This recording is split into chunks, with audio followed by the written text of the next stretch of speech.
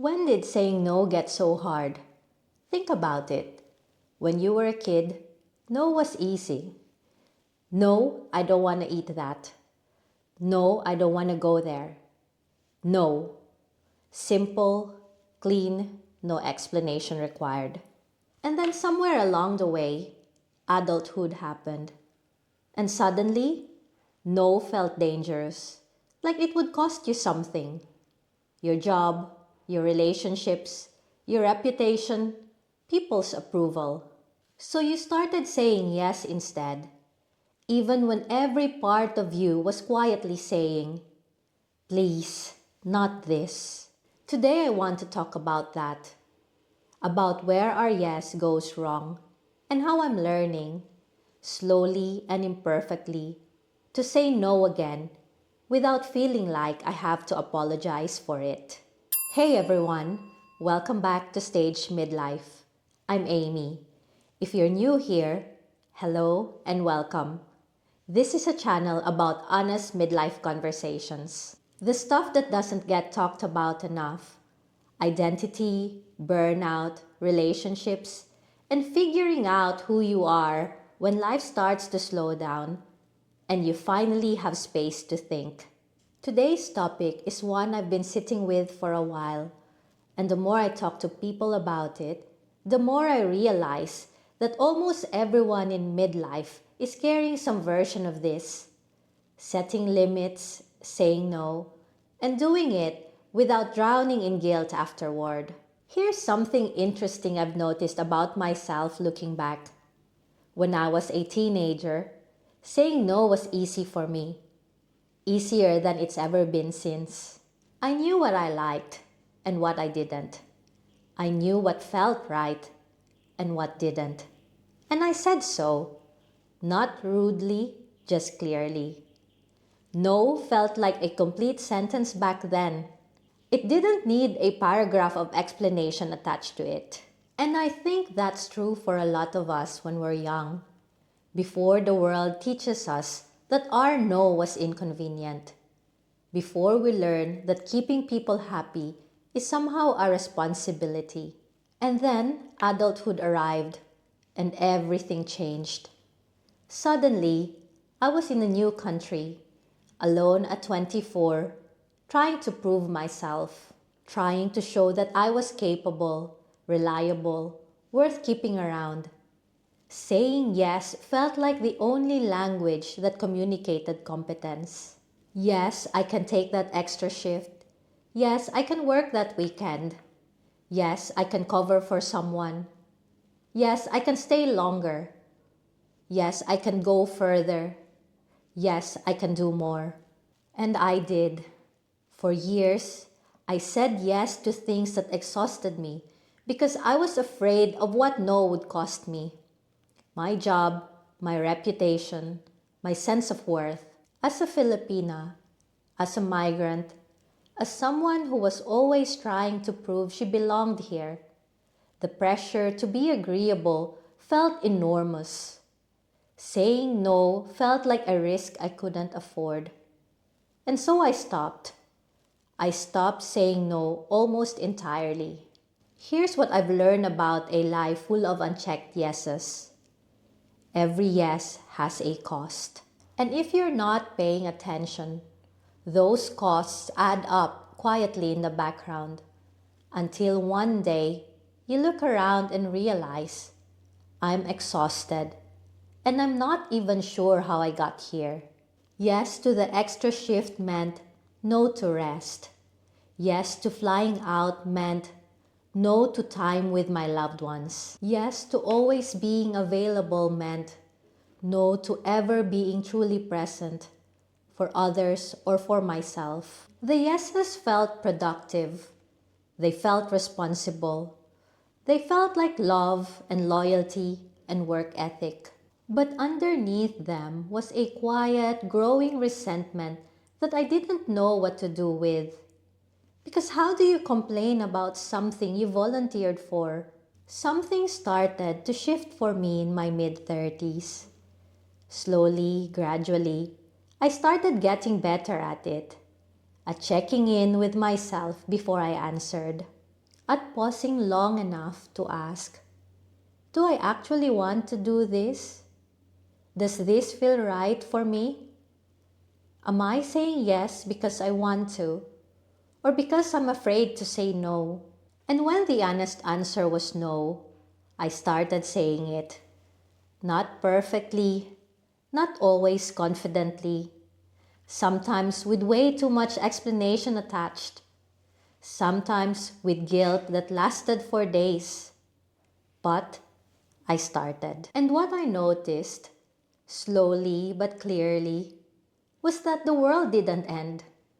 The people that genuinely respected me didn't disappear. The relationships worth keeping stayed. And the ones that only work when I was saying yes to everything, well, that told me something too. I want to reframe something because I think the word boundary has become so overused that it's lost its meaning a little. Setting limits isn't about building walls. It's not about becoming cold or closed off or difficult. It's about being honest, about knowing your own capacity and respecting it, about understanding that you cannot pour from an empty cup, and that pretending you can doesn't make you a better nurse, a better partner, a better friend. It just makes you a depleted one. Saying no to the right things is actually how you protect your yes. When you stop saying yes to everything, the yeses you do give mean something. They're real, they're sustainable, they come from a full place rather than an obligated one. Now let's talk about the guilt, because it's real and I don't want to skip over it. Even now, even after years of getting better at this, saying no sometimes still comes with a wave of guilt. The internal voice that says, you're letting someone down, you're being selfish, you should be able to do this. Here's what I've learned to do with that voice. I acknowledge it. I don't fight it or shame myself for having it. I just notice it. Oh, there's the guilt again. And then I ask myself one question. Am I saying no because I'm being selfish or because I'm being honest? 9 times out of 10, the answer is honest. And honest is not the same as selfish, even when it feels that way. The guilt is old programming. It was useful once. It kept you agreeable when you needed to be. But you don't have to let it make decisions for you anymore. A few things that have genuinely helped me. Pause before you answer. You don't owe anyone an immediate yes. Let me check and get back to you is a complete and respectful response. That pause gives you space to check in with yourself before your people-pleasing reflex kicks in. You don't always need a reason. No is a complete sentence. You can add context if you want to, but you don't owe anyone a detailed explanation for your limits. A simple, I can't make that work, is enough. Notice how your body responds. Before your mind decides, your body usually already knows. The slight tightening in your chest, the immediate sense of dread, the heaviness that descends when you're about to say yes to something you really don't want to do. That's information. Use it. Say no to the small things first. If big no's feel impossible right now, start small. Say no to the thing that has the lowest stakes. Build the muscle slowly. It gets easier with practice. Learning to set limits has been one of the quietest and most significant things I've done for myself in this season of life. It's part of why I'm content right now. Because contentment, real contentment, requires honesty. And you can't be honest with others about what you're available for if you're not first honest with yourself. Every time I say no to something that doesn't fit, I'm saying yes to something that does. My rest, my time with my wife, my mornings, my peace. And that trade is always worth it. You were born knowing how to say no. Somewhere along the way, the world talked you out of it. Midlife, with all its clarity and its tiredness and its hard-won self-knowledge, is a good time to remember that you still can. Not perfectly, not without the occasional guilt hangover, but honestly. And that's enough. Next time, I want to talk about something a little different: identity.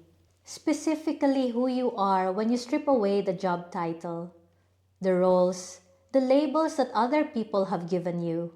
Because after 19 years as a nurse, stepping back made me realize I didn't actually know who I was without it. And that was both terrifying and one of the most interesting questions I've ever had to sit with. I think you'll want to hear this one. If this resonated with you, if you've been carrying around too many yeses and not enough honest no's, I'd love to hear from you in the comments. What's the hardest thing for you to say no to right now? And if you're new here, welcome. Stage Midlife is where I show up every week and talk honestly about navigating life in your late 30s and 40s. No perfect answers, no highlight reels, just real conversation. Please subscribe if this is the kind of content you need right now. It genuinely helps this channel grow and means more people like you get to find it. Take care. I'll see you in the next one.